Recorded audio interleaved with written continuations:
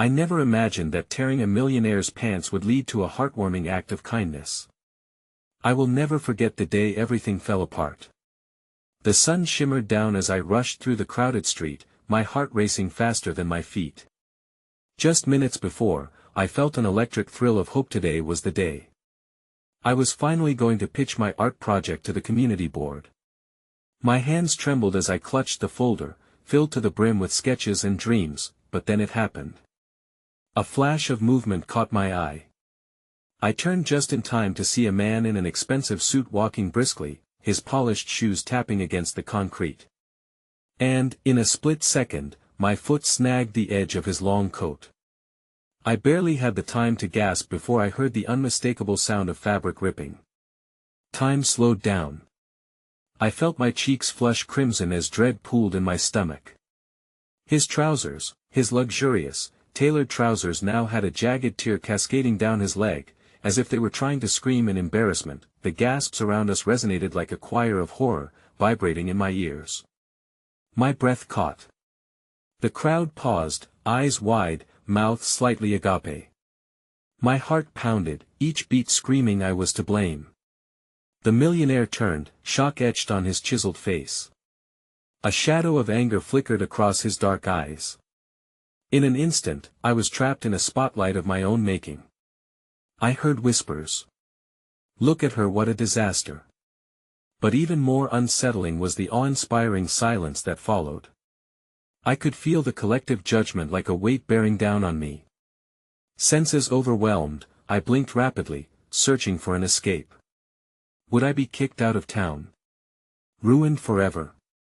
Yet, just as I prepared for the impending storm of fury, something unexpected unfurled. The millionaire's expression shifted. The anticipation of explosion melted into something softer, pity, perhaps. I clutched my folder tighter, ready to bear the consequences, but he chuckled, a low, rumbling sound that sliced through the tension. "It seems we have a wardrobe malfunction." His voice boomed across the stunned crowd, his smile brightening the air. How could a man, possibly worth millions and a titan in my city's art community, handle such embarrassment with laughter? Onlookers began to chuckle too, a wave of unexpected acceptance washing away the tension. There was no anger in his eyes, only a flicker of mischief and kindness. He turned to me, his voice low and sincere, "Could you help me find a good tailor?" I stood there, mouth agape, overwhelmed. Had I just created a bond with the wealthy elite over a catastrophic mishap? My heart raced again, this time from confusion rather than fear. What was happening? Next, when I least expected it, he extended a hand, not as a gesture of superiority but as a fellow traveler on this bumpy road of life. But did I really just become friends with a millionaire after an embarrassing incident? And what did this mean for my art project? It was a mystery I couldn't piece together, and my heart ached with the thrill of the unknown that lay ahead. Hey, before we continue with this amazing story, I need to give you an important heads up. Many subscribers have reported that YouTube unsubscribed them without warning. Take a quick second to check the red button below to make sure you're still subscribed to the channel. I'd hate for you to miss any of the exclusive content coming soon. And while you're there, smash that like button, it really helps me out with the algorithm. Oh, and tell me in the comments, which city are you watching from? I love getting to know every amazing person who's part of this community. Your participation makes all the difference. Let's connect. As the laughter faded and the tension transformed into an unexpected camaraderie, I felt my heartbeat normalizing, but a whirlpool of emotions continued to swirl inside me. This moment, which had begun with panic and embarrassment, somehow evolved into a strange, unspoken connection. The millionaire, now standing with a playful smile, extended his arm further toward me, beckoning me to join him on a journey that was both unfamiliar and unnerving. "Let's find that tailor," he suggested, his voice warm and inviting. I hesitated, caught between elation and the gnawing anxiety still bubbling beneath the surface. What was I doing? I was just a struggling artist, and here stood a wealthy man who could easily brush off a mishap like it was nothing, yet he was treating this moment with grace. I felt the weight of my foldermy dreams and aspirations cradled inside, almost too heavy to lift, but perhaps I had stumbled onto an opportunity. Reluctantly, I nodded. The brief walk to the tailor's shop felt like a delicate dance, a spinning mixture of disbelief and hope. As we walked side by side, I snuck glances at him. Beneath the tailored appearance, there was an air of approachability. He shared anecdotes of his early days, how he had once had trouble with a presentation like mine, and that rather than feeling defeated, he had learned the most from those embarrassing moments. Sometimes it takes a good fall to remind us of what really matters, he stated, his eyes glimmering with a wisdom that felt both reassuring and unsettling. Every word he spoke wrapped around me like a warm blanket, yet the doubts gnawed at the back of my mind. What if this kindness was merely a facade? Behind every smile might lie an unbridgeable divide, a reminder of my place in the world. I bit my lip, wrestling with the thoughts that tortured nagging voice that whispered accusations of inadequacy. When we arrived at the tailor's shop, the small bell rang, echoing life into the cozy space. The place smelled of fresh fabric and creativity, a treasure trove filled with colorful threads and shimmering buttons. The tailor, an elderly man with kind blue eyes and wiry white hair, gave us a raised brow but quickly smiled when he realized who stood in front of him.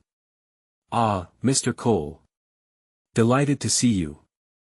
As the tailor shifted into work mode, I stepped to the side, trying to make myself invisible, but Mr. Cole's presence anchored me.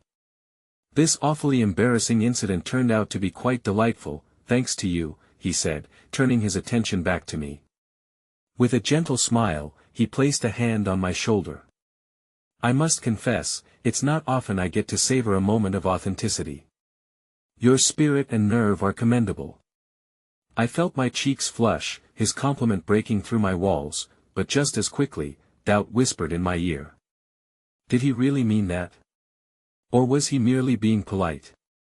My internal struggle continued, an emotional tug-of-war as the tailor busied himself around us. It was then, amidst the chaos of threads and fabric swatches, that the weight of my artistic dreams came crashing back.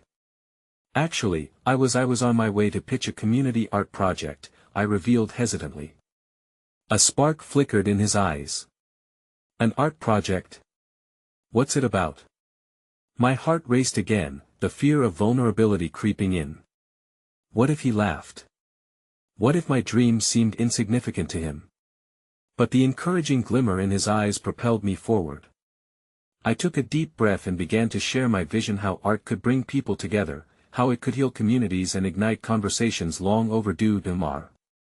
Cole listened intently, nodding, and with each word I warmed to the subject that had so often fueled my passion. For a fleeting moment, I lost myself in the world I hoped to create. But as I finished explaining, the harsh realization hit me: would my art continue to feel just out of reach? Suddenly, the tailor interjected, breaking the moment. "I think these ideas can change lives," he chimed in, his voice filled with conviction. "You mustn't give up on them." But as I reveled in the unexpected validation, a figure appeared in the polished glass door. It was a woman, stylish but stern. Her eyes locked onto Mr. Cole, and a frown crossed her face, setting a cold shadow over the warmth of the day. "Really, you're spending time on this? We need to go tomorrow." Cole's expression shifted, the light dimming in his eyes. I felt a chill run down my spine. Who was she? What did she want? The confusion wove itself like a tight knot in my stomach. I glanced at Mr. Cole, desperate for a hint, a sign of how to navigate this sudden shift. But then, unexpectedly, he turned to me, a mixture of determination and apology etched across his features. "Things just got a bit complicated," he murmured softly, leaning closer. "But I want you to know, your art matters. No matter what happens today, don't lose sight of that." And just like that, the warmth dissipated, leaving me in a cold interplay of unanswered questions. Before I could respond, he stepped forward, meeting the woman's piercing gaze, leaving me standing amidst a flurry of emotions: confusion, doubt, and a flicker of hope intertwined in a complex web. As Mr. Cole initiated a conversation with her, I couldn't shake the feeling that my moment was slipping from my grasp. Would I still have a chance to share my passion, or was I meant to remain a shadow in his world, denied the brilliance of connection? In the whirlwind of tailored threads and hopeful dreams shattered, a new storm brewed, one that threatened to take away everything I believed I had found. As the tension in the tailor's shop thickened, I stood frozen, battling my instinct to turn and flee. The world around me felt as if it had collapsed into a singular, breathless moment. Mr. Cole, who had so effortlessly lifted my spirits just moments before, appeared trapped in a tempest I could not comprehend. I clutched my folder tightly, feeling the weight of my dreams pressing against my chest like a tightly coiled spring. "What do you want, Michelle?" he asked, the edge in his tone as sharp as the fabric swatches littering the floor. Michelle, her name flickered in my mind, a name like ice held in the depths of my consciousness. She emphasized power and authority, but my heart was drawn to the softness Mr. Cole had just revealed. The image clashed violently in my gut, leaving me reeling. I wanted to walk closer, to grasp at the remnants of our moment, but fear held me back like leaden boots. "That haven't you already wasted enough time?" she shot back, her voice cold and unyielding. I could see her eyes sizing me up, and I cringed inwardly, feeling inadequate in my modest attire and artistic aspirations. "We have an appointment, and I don't intend to miss it because you decided to play with the help." The term, "the help," pierced through me like a dagger. Rage flared momentarily, igniting a desire to stand up against her, but the words lodged themselves in my throat as I processed the layers of disdain cloaked within her statement. I sensed the monumental divide between us, but her presence felt more significant than just a wealthy woman. It threatened to sever the fragile connection I had begun to build with Mr. Cole. Ignoring her disdain, he remained calm, but I could see the muscles in his jaw tighten, the meticulous facade beginning to crack. "I'm just trying to help someone who could use it." There was a weight in his voice, and for a fleeting moment, I hoped he'd turn away from her, stand by my side. The rush of uncertainty felt overwhelming, the specter of rejection legendary. My stomach turned when I realized how much I longed for his approval. "Help? You mean to play savior?" she scoffed, folding her arms. "The last thing this fractured world needs is another person with a martyr complex." The harshness of her words sent a shiver through me, amplifying my insecurities until they screamed like sirens in my head. I winced, grasping my folder tighter. What was I doing? Why was I here? This wasn't my world. I had bumbled my way into something far beyond my understanding. "That I am not a martyr," he replied, his tone softer, but I could see he was struggling. "I just believe in the power of art to affect change." His eyes danced toward mine, a whisper of hope amidst the chaos. That I in that moment, something in me ignited, fueled by his conviction. I took a cautious step forward, almost unconsciously, driven by a need to bridge the distance that had just exploded between us. "Art can heal," I found myself interjecting, surprising even myself as the words spilled out. "It unites people, it gives a voice." "I'm trying to create a safe space for conversation." The tension in the room shifted slightly, a brief crack in the facade Michelle projected. Yet she quickly regained her steely composure, her eyes narrowing as if daring me to elaborate. "Art doesn't pay the bills, my dear," she snapped, dismissing me even as I crammed every ounce of courage into my voice. "Maybe not directly," I insisted, emboldened, "but it ignites hope. People need hope." My voice wavered, and I felt exposed, bearing my soul in a room that echoed with judgment and skepticism. Mr. Cole's expression softened, an unexpected admiration flashing across his features, and I seized that moment, the lifeline thrown into the whirlpool of uncertainty. What I'm proposing isn't just a project, it's a way to build community and understand each other again. Michelle scoffed, rolling her eyes, but her defiance was met with a flicker of reflection on Mr. Cole's face. He seemed to ponder my words, and for a brief moment, a kindness emerged amid his conflict with her, but then her voice sliced through the moment, a drastic reminder of the daggers at stake. "You're wasting your time, Cole," she said, sharp as glass. "You should be focusing on the real work, something productive, rather than pandering to someone who's deluded about potential." Her words struck deep, silencing me momentarily. What if I was just playing at dreams? What if my aspirations were mere distractions from the real world? The familiar self-doubt tightened its grip around my heart, and then, without warning, my phone buzzed in my pocket. Disturbed from my spiraling thoughts, I reached for it with fumbling fingers, the distress radiating from the screen like a bolt of lightning. My mother's name flashed, paired with an avalanche of missed calls. I glanced up, but a sudden urgency shimmered in the air, obscuring Mr. Cole and Michelle's conversation. The weight of anxiety coiled tighter around me. My mother had been struggling with her health for months. A churning sense of dread paired with the burgeoning reality of my dismal financial situation seized me. Would this be the moment things unraveled completely? "Excuse me," I murmured, my heart racing as I stepped out of the tailor's sanctuary. The doorway felt like a passageway back into the chaos I had temporarily escaped. But as I glanced back, one lingering thought crept through the chaotic whirlwind: what might have been, caught in the delicate balance between dreams and harsh realities. The world beyond the glass door beckoned, filled with uncertainty and pressing responsibilities. But before I could take another step, the voice of Mr. Cole rang out sharply, "Wait!" a note of urgency woven in, and for a brief moment, it felt as if everything around me hung suspended in anticipation.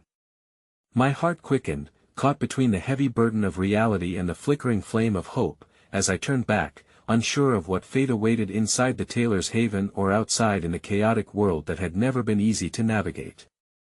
The moment I turned back, I felt the room contract around me, the air thick with unspoken emotions.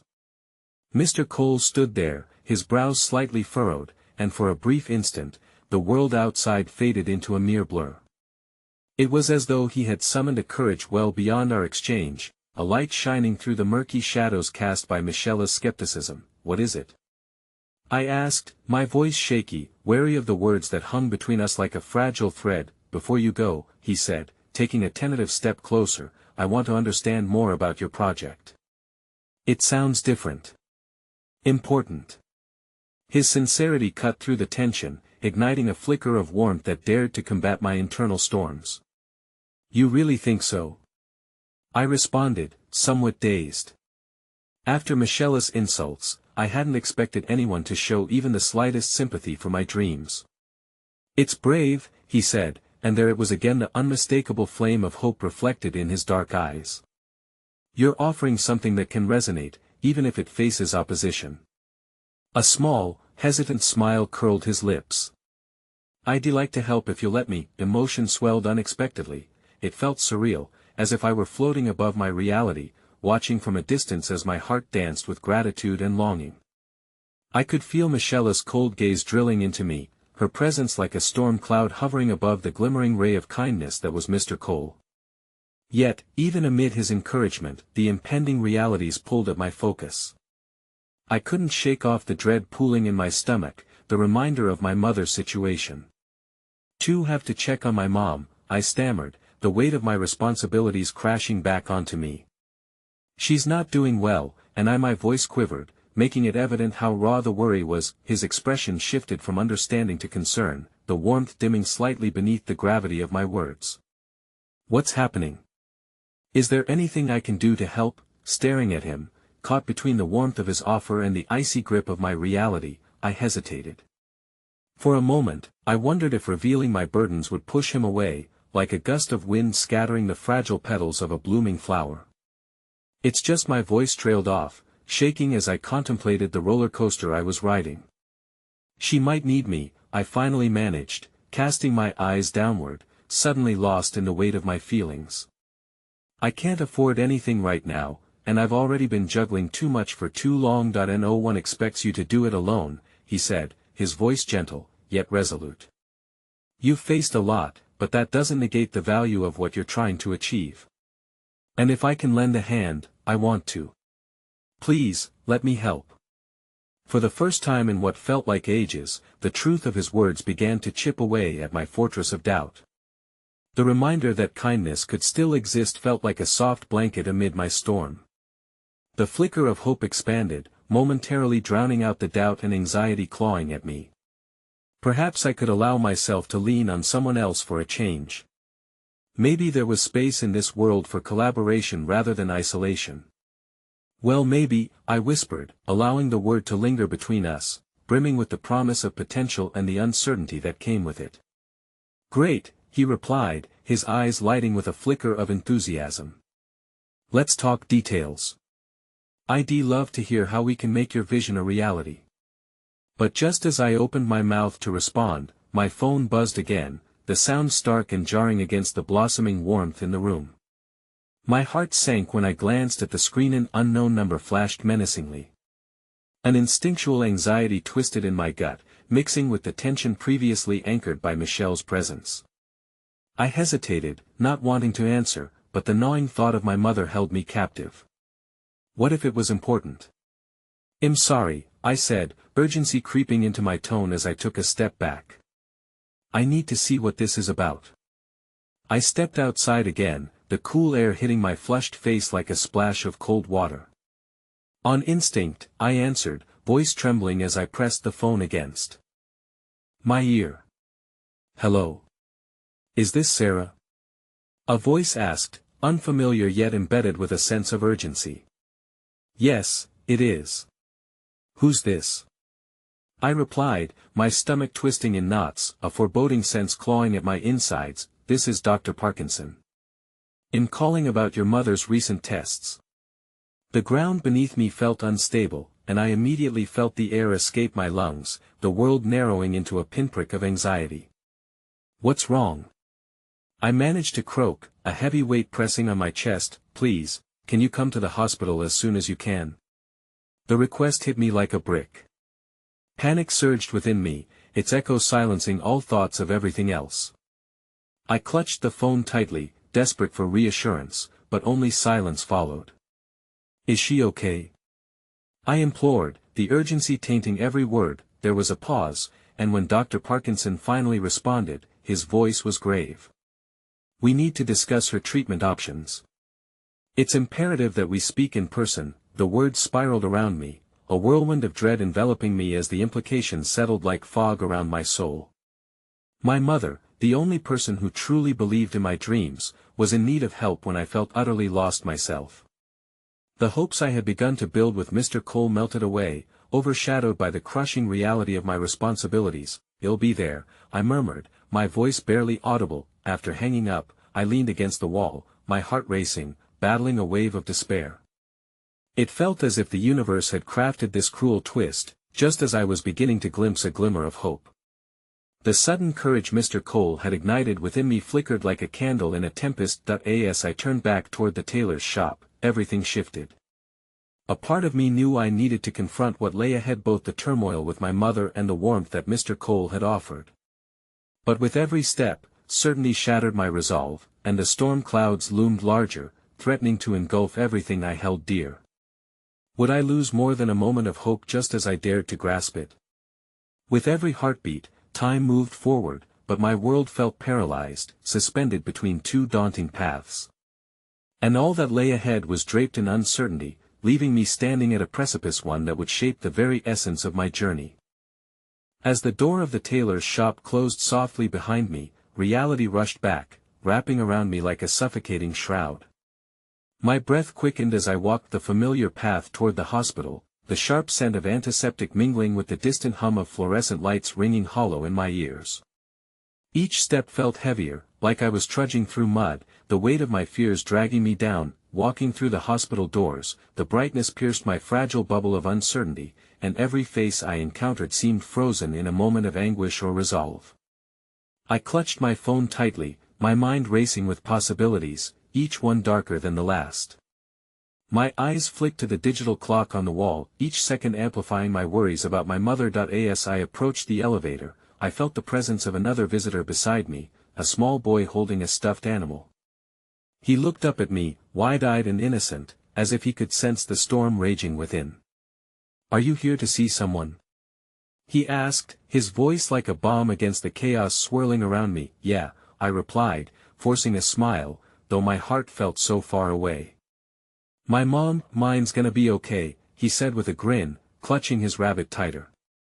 The naive confidence in his words cracked through my anxious facade for just a moment. I nodded, grateful for his simple, unwavering hope. It was a reminder that even in the midst of turmoil, there were threads of light I could hold onto. Once inside the hospital room, the air was thick not only with antiseptic but despair. My mother lay pale against the starkness of the sheets, for lines snaking into her arm like a web of uncertainty. Her eyes fluttered open at my entrance, revealing a look of worry that mirrored my own. "Sarah," she whispered, her voice raspy yet warm, instantly breaking my heart with its fragility. "You didn't have to come right away." I choked on my response, feeling the watery well of emotions threatening to spill over. "I got a call from Dr. Parkinson." I settled into the chair beside her bed, taking her hand, feeling the warmth that reminded me of home. "I was worried." She squeezed my fingers gently, her eyes glinting with behind a veil of pain. "I'm all right, sweetheart. Just tired." But the tremor in her voice suggested a different story, one filled with secrets wrapped in shadows. "Did they tell you anything?" I pressed, the instinctual urge to shield her from my fear mingling with the desperate need for answers. Her gaze dropped, and the silence that hung between us swelled heavier with each passing second. "They want to change my treatment plan. It might be a bit more intense." An electric jolt of anxiety surged through me. "More intense? What does that mean?" I struggled to keep my voice even, unwilling to let my turmoil seep into her fragile world. "It's nothing to worry about, dear. Just adjustments that might help me feel better." She smiled weakly, but I could see the cracks forming in the facade she wore so bravely. Before I could respond, Dr. Parkinson entered, his expression serious yet not unkind. "Hello, Sarah, Mrs. Jansen. Thank you for coming. We need to discuss a few options regarding your mother's treatment." The conversation swept me away on a current of clinical terms and jargon that barely registered through the fog of worry clouding my mind.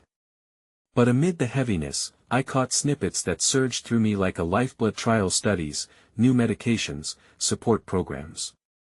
Each phrase a potential glimmer of hope, yet layered with uncertainty. "Is there a chance she might improve?" I asked, now more boldly, as I focused on the doctor's eyes, searching for any sign of kindness in the tide of medical jargon. Dr. Parkinson hesitated, his gaze darted toward my mother, who remained steadfast with her fingers curled around mine. "There are promising developments in treatment. But it will take time, Sarah. Patience and support will be crucial." My heart raced, feeling on the precipice of despair and hope, teetering dangerously. This wasn't just about my mother, it was about the life I desperately wanted to share with her, the dreams and futures we spoke of during the quiet moments over cups of tea. As he concluded the meeting, I realized I hadn't breathed deeply since entering the room.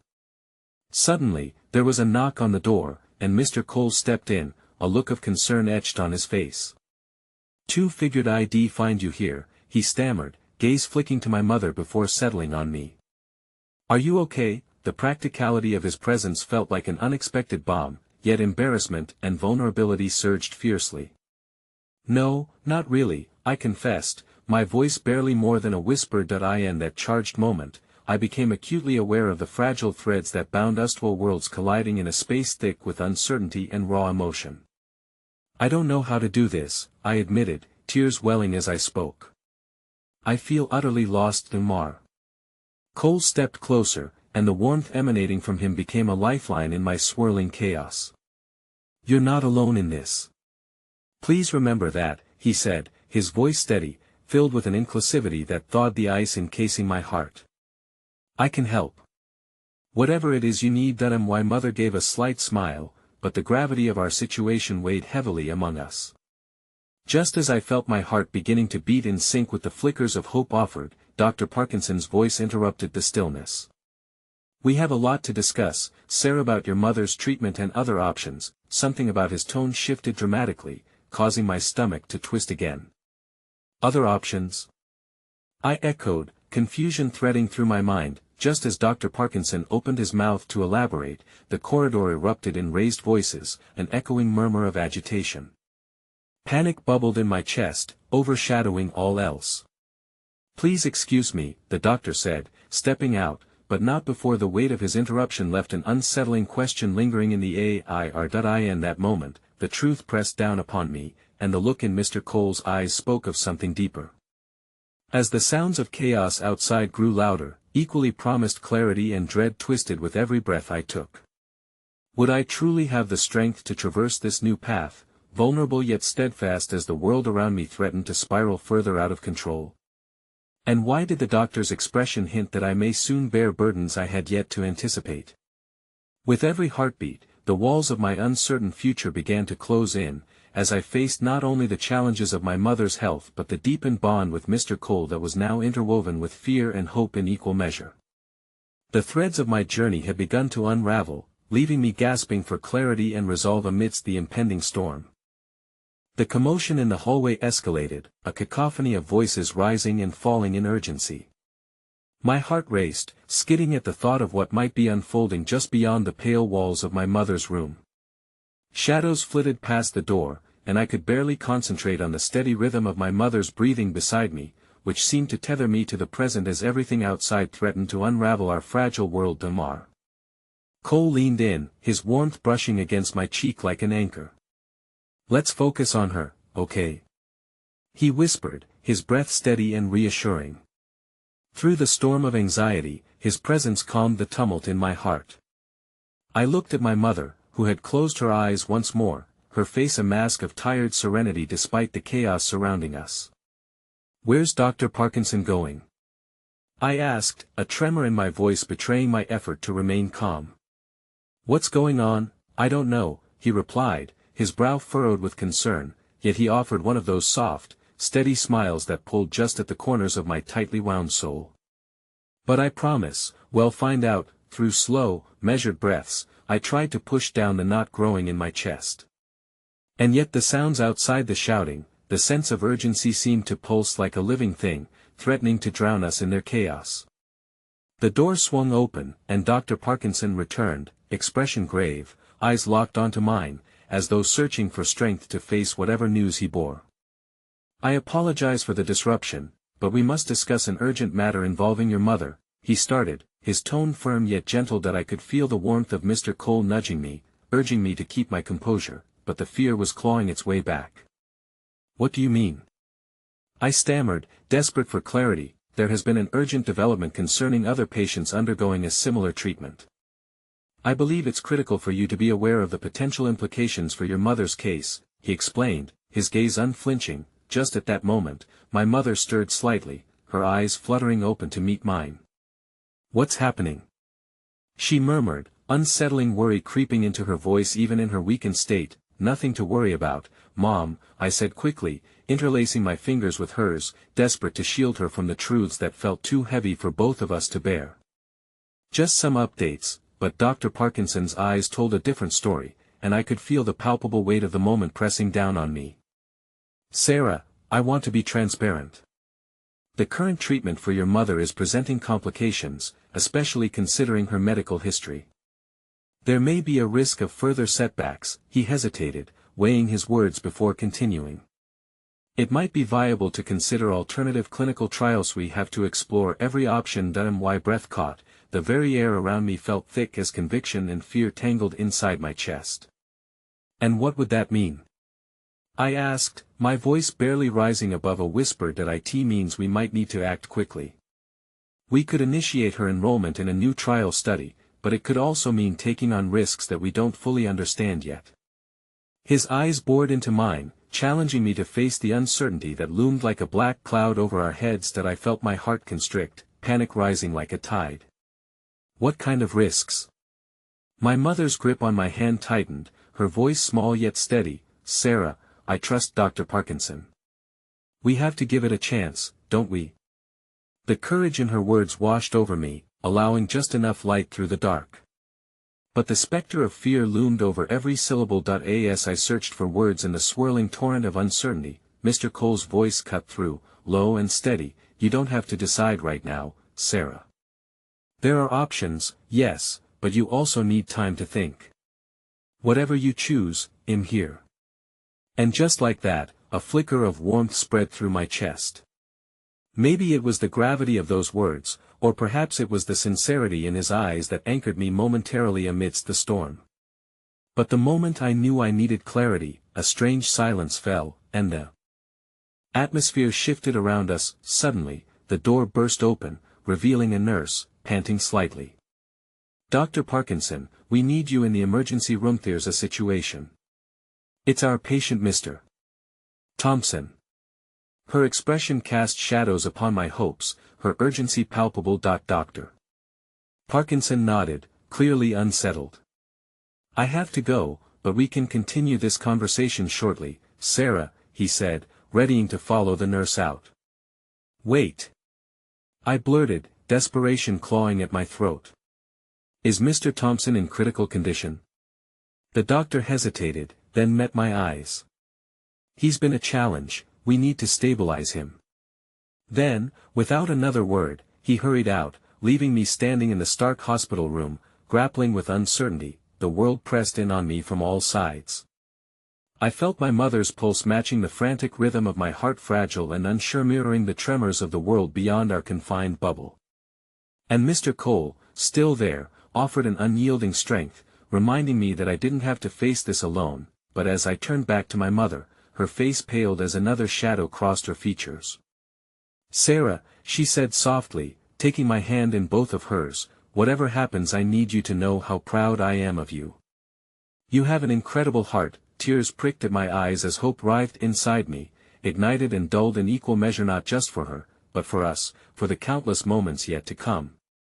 The hospital walls faded away, leaving only her words and the deepening bond with Mr. Cole, the constant support amidst the ebb and flow of uncertainty. Just as my resolve began to solidify, a muffled scream echoed through the corridor, a voice tinged with unmistakable despair sending a shockwave through me.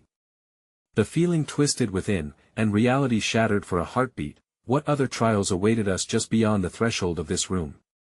And would it demand from me more than I was already willing to give? It seemed that the storm was far from over, and its gaze was locked onto our fragile horizon, leaving me to wonder if I could bear the knowledge of what was still to come. The cold clinical scent of antiseptic filled the air, mingling with the simmering undertones of my anxiety. My mother's hand in mine felt both a reassuring weight and a growing burden, the juxtaposition of our intertwined fingers a constant reminder of the fragility of life. Outside the cocoon of this room, chaos reigned, and I was painfully aware our peace was merely temporary. That I am here, Mom, I murmured, trying to bury the fears clawing at my insides with the warmth of my presence. I watched her eyes almost gleam with gratitude, despite the shadows lurking around the edges. Tell me about your day, sweetheart, she said softly, an attempt at normalcy that forced a smile to my lips. I could feel Mr. Cole's steady presence beside me, grounding me in the moment that I began to speak about the mundane, the fallen leaves outside the hospital, the way they crunched underfoot like echoes of laughter we once shared during afternoons in the park. As I recounted insignificant snippets that brought me back to a happier time, the shadows of despair momentarily lifted. My mother's eyes sparkled in the dim light, encouraging me, imploring me to keep weaving our shared tapestry of memories. But then, as my story drifted into silence, a new noise filtered through the door, a sudden ruckus, followed by frantic footsteps echoing down the hall. My heart somersaulted in my chest again, fear tightening its grip. Stay here, Mr. Cole said, and stood, moving toward the door slightly, only to glance back at us with a troubled expression. You'll see what's going on. As he slipped away from the room, I could feel the weight of worry sliding back into my gut. I focused instead on my mother, who seemed to take a deep breath, a palpitating calmness washing over her. You're so strong, Sarah. Stronger than I ever was. I don't feel strong, I confessed, the trepidation of our reality curling my voice. What if? Don't think about the what ifs, she interrupted gently, squeezing my hand tightly. You're my daughter. Remember? Her smile, though faint, sent a flicker of warmth through me. In her eyes, I saw the unyielding resolve I had always admired, an ember of courage that she had passed down to me. But an unease crept back as the faint sounds of commotion grew louder down the hall, and I couldn't quiet the insistent pulse of worry gathering in my chest. Moments later, Mr. Cole returned, his face a mixture of concern and relief. It's just a patient who fell, nothing to worry about, he reassured as he settled back into place, his eyes scanning both of us with a protective familiarity. Before I could respond, the door swung open again, revealing a new figure, an older nurse with kind eyes. Sarah, we need to prepare your mother for some tests, she said softly, catching the glimmer of resolve and fear in my gaze. It won't take long. Why more tests? I interjected, adrenaline spiking as I searched her face for signs of reassurance. We're just being thorough, honey. Given the current situation, they want to gauge her stability more accurately. She smiled gently, her demeanor calming. I promise, this is standard, and it'll help her every step of the way. Against my better judgment, I could feel a small flicker of hope deep within the understanding that perhaps this was yet another step forward, however shaky. Reluctantly releasing my mother's hand as the nurse readied the mobile bed for transport, I leaned down, brushing a loose strand of hair from her forehead. "It'll be right here, okay?" I ensured, grounding myself in the promise of presence. "Just breathe, Sarah. Remember?" she said, her voice steady but laced with fatigue. "It's all we can do." A moment, a heartbeat as I watched the nurse and my mother slowly start to wheel away, uncertainty intertwined with the ever-present hope. All I could do was nod, my heart caught somewhere between dread and determination. The corridor closed in around me, the sounds of movement fading to whispers. I clutched the edge of the bed tightly, anxiety flooding my senses as I felt the oppressive heaviness of everything that lay ahead. After what felt like an eternity, the echo of my mother's hopeful words rang in my ears: "You have an incredible heart." But just as those muted reassurances settled like a balm over my frayed nerves, a sudden shriek of despair pierced through the sterile air that filled the corridor, dragging my attention back to the door. In an instant, a new figure stumbled into the room, panic palpable in the air around him. Mr. Thompson, his face pale, eyes wild, gasping for breath. Behind him trailed the doctor, murmuring commands, chaos spiraling threateningly back around us.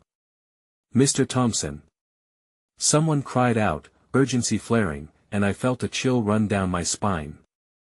Flashes of fear gripped my mind, spiraling into the uncertainty of what this meant for us all.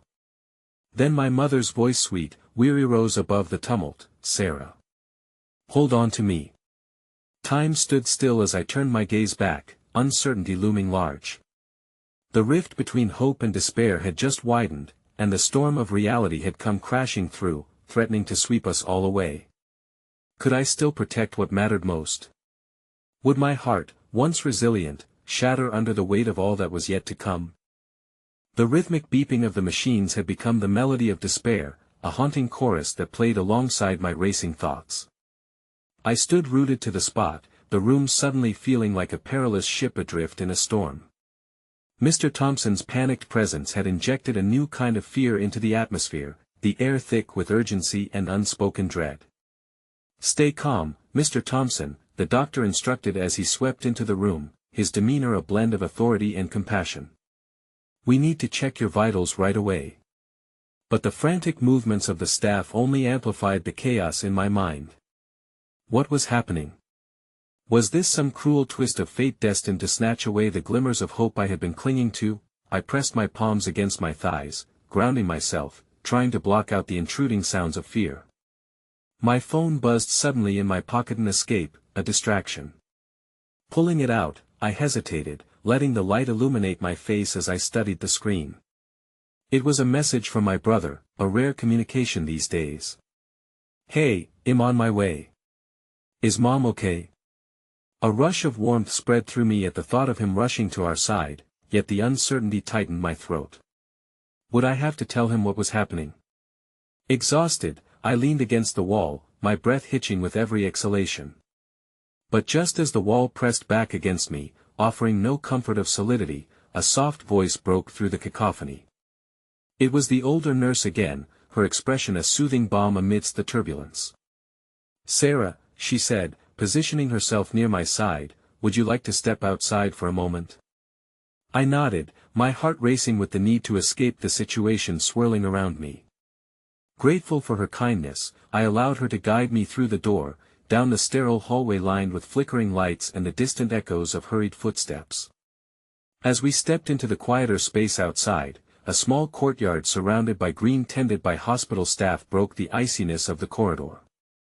I inhaled the crisp air, filling my lungs with something other than antiseptic. There were moments here, a few scattered chairs where families might gather, a glimmer of sunlight peeking through the clouds. "Do you want to tell me what's on your mind?" the nurse asked gently, sensing my anxiety even in the brief intermission we'd found. "I'm just scared," I admitted, the admission spilling forth before I could stop it. I don't know what's happening. What's going to happen to my mom? Her eyes softened. It's understandable to be scared, but you need to remember that you're not alone in this. Staff here are trained to handle these situations, and we all want what is best for your mother. With her words, a flicker of hope ignited in the confines of my chest. Do you really think she'll be okay? I have faith that you all will get through this, she answered, her voice steady. Your strength is evident in how you care for Harry, or a light in her life. The warmth of her words wrapped around me, a fragile shield against the encroaching dark. As I took in her kindness, I felt a surge of resolve mixing with my fear.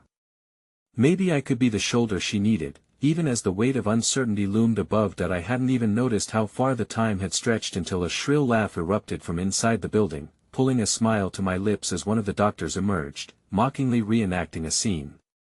I can't believe you just ripped his pants off, he declared, and a contagious wave of laughter followed. In that moment, it felt so absurd, so human. All of us were fighting our battles in silence, but collectively, we could find pockets of joy amidst the anguish. Perhaps it was possible to hold on to light while still navigating through darkness. As the laughter faded, I turned back to the nurse, gratitude shimmering in my gaze. Thank you for this. I truly needed it. She nodded, her expression warm. Anytime, dear. Remember, it's okay to let yourself feel everything that comes with being here. You're doing great. And just like that, I found a piece of solace amidst the relentless storm, returning to the room with a new sense of determination, clinging to those shards of connection. But as I stepped back inside, the scene had shifted once again. The doctor was talking to Mr. Thompson with a grave seriousness, while hospital staff moved about purposefully. The air had thickened with an unspoken weight as they exchanged hushed whispers. What's going on? I whispered, heart racing as Mr. Thompson caught my eye, his face a mask of confusion and concern. Suddenly, my phone vibrated again, another message cutting through the tension. I'm here. Where are you? Before I could answer, the doctor turned toward us, stern lines creasing his forehead. I need to speak with all of you. My breath caught in my throat, a mix of dread and uncertainty threatening to pull me under once more as I locked eyes with Mr. Thompson, waiting for the other shoe to drop. What news awaited us? Would it bring more chaos or, perhaps, an unexpected twist of fate that could redefine our fight for hope? The doctor took a deep breath, gathering the weight of his words with a hesitation that felt almost tangible in the air. My heart raced, pounding in my ears as the murmurs of the staff and machines intensified, intertwining with the looming uncertainty. I felt the grip of Mr. Thompson's hand beside mine tighten. Mr. Thompson, the doctor began, glancing briefly at me before continuing, we've reviewed your mother's case carefully. There are complications regarding her condition that require immediate attention. The room remained eerily still, even the machines seemed to quiet, as if they, too, were holding their breath. Complications? Mr. Thompson echoed, the tremor in his voice betraying his attempt at calm. Yes.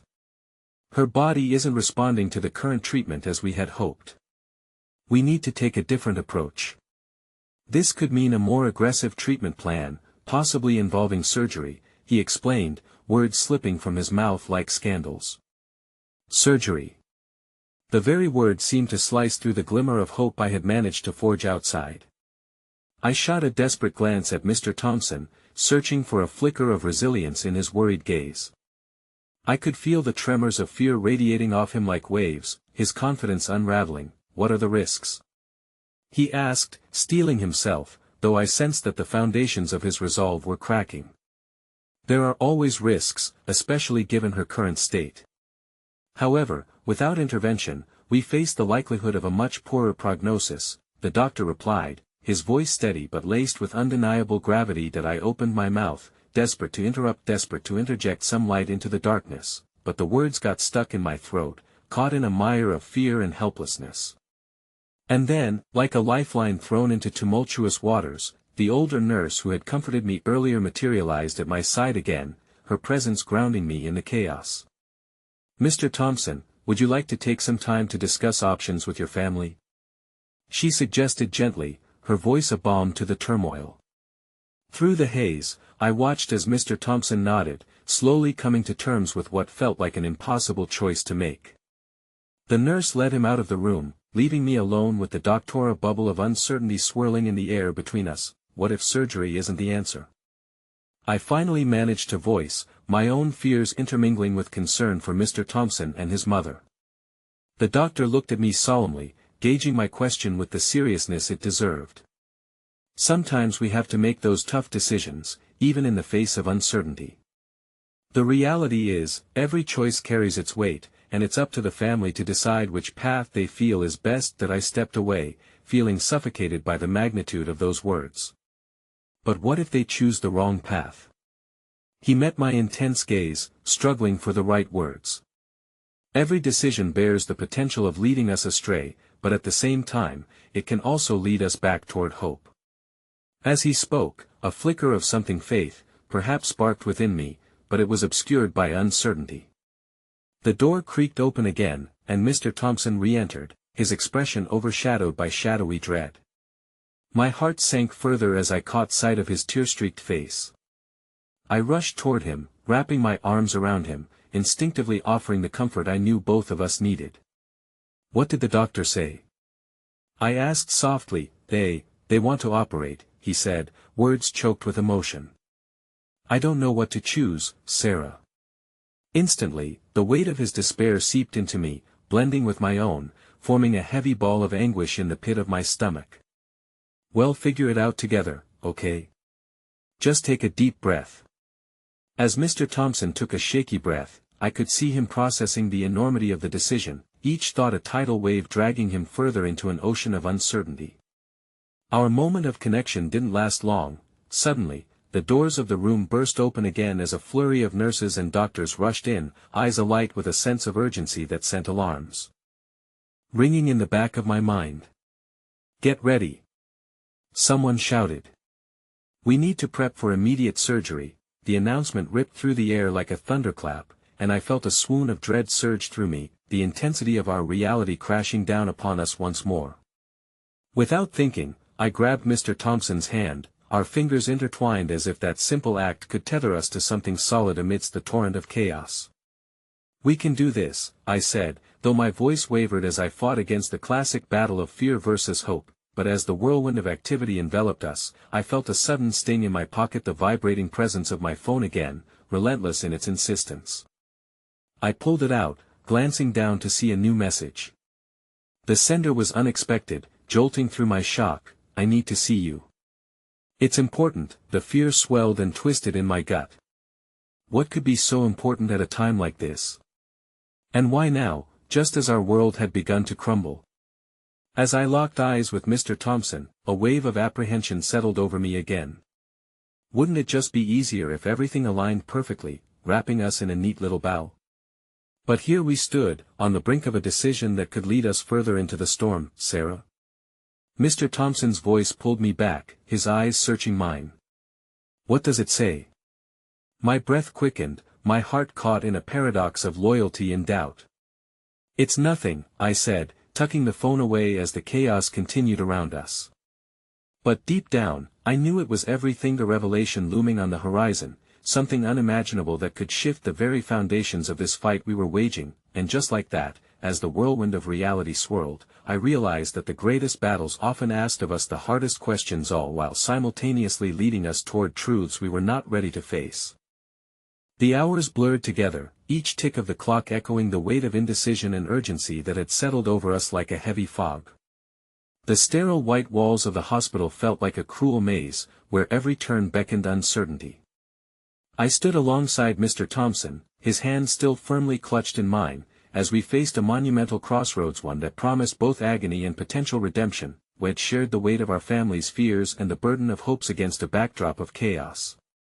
As the doctors rushed in and out, the din of medical jargon faded into the background, leaving only our two hearts beating in synergy, tethered by despair yet fluttering with desperation to hold on to flickers of hope. Mr. Thompson drew in a shaky breath, his expression drawn tight with the anguish of bearing witness to his mother's suffering.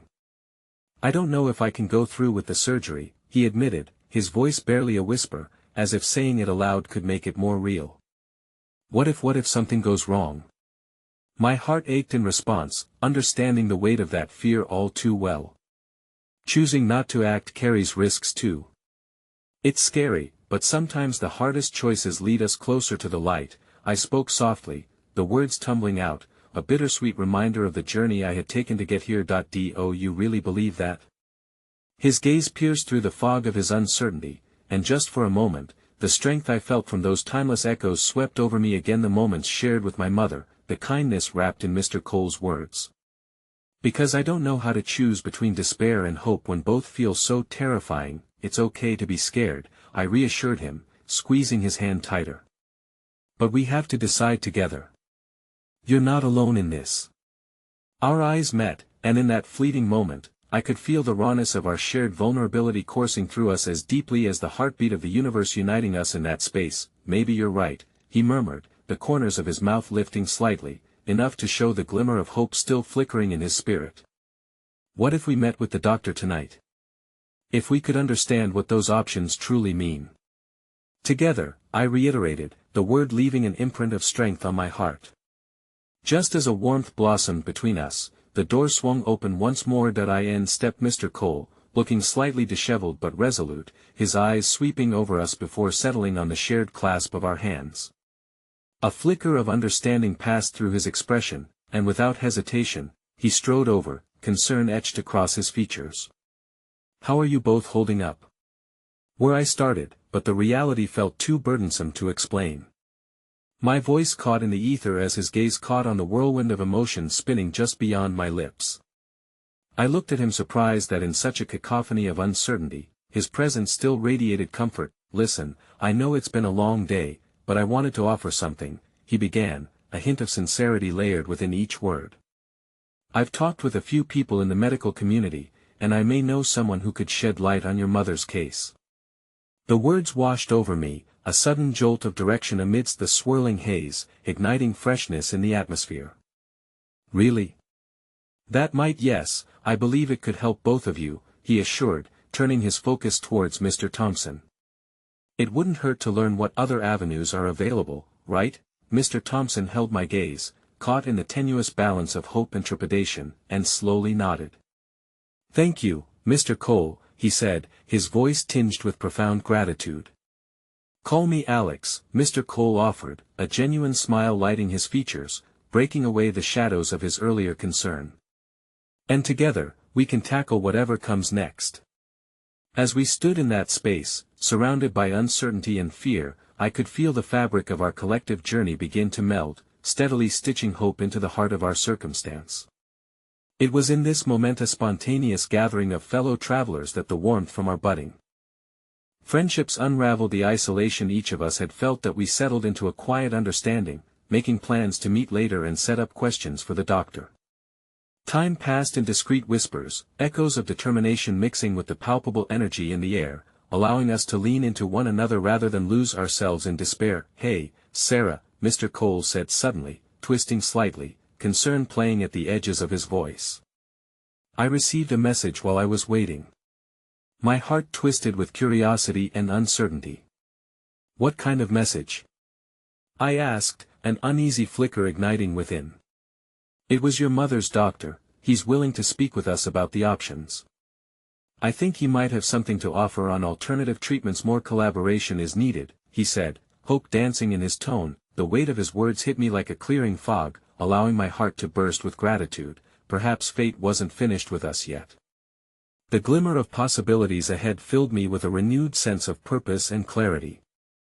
As we delved into pensive discussions, a plan began to weave together for both families, a united front.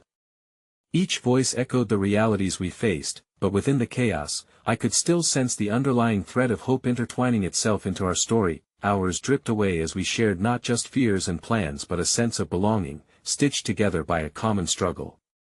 Eventually, Mr. Thompson looked over at me, his expression a blend of exhaustion and burgeoning resolve. Are you ready for this, Sarah? He asked. We can't afford to let our fear take over. Yes, I'm ready, I replied, the realization springing forth with renewed clarity. Well, face this together. In the gentle embrace of our fragile connections, the looming shadows seemed to recede. And as the flicker of dusk fell outside the hospital window, uncertainty intertwined with the warmth of newfound friendships, weaving through our hearts, uniting us, and whispering how incredible it is to embrace hope amidst despair. Mr. Cole smiled at us both, and in the quiet power of unity, I realized we had taken the first steps towards something beautiful, something new. The promise of a new dawn, where darkness had once felt invincible, lingered just beyond the horizon. Then an unexpected turn awaited us. The doctor approached, his expression serious yet not devoid of compassion. "I wanted to share some information with all of you." For a moment, silence reigned in the room, punctuated by the distant beeping of machines. My heart thundered. As I looked into the eyes of Mr. Cole and Mr. Thompson beside me, I drew strength from their shared resolve. We would unravel this mystery together, no matter what it took, and even as fear hung like a shadow, it would no longer reign alone. Perhaps the greatest defiance of all was allowing hope to bloom against the backdrop of fear, a luminous flower breaking through the cracks of uncertainty. And as the doctor began to speak, tentatively weaving our fates into the tapestry ahead, I held my breath, heart flourishing amid the soft echoes of resilience. The heart does not break in silence, it comes alive among those willing to endure the storm, allowing vibrant connections to birth light within even the darkest nights.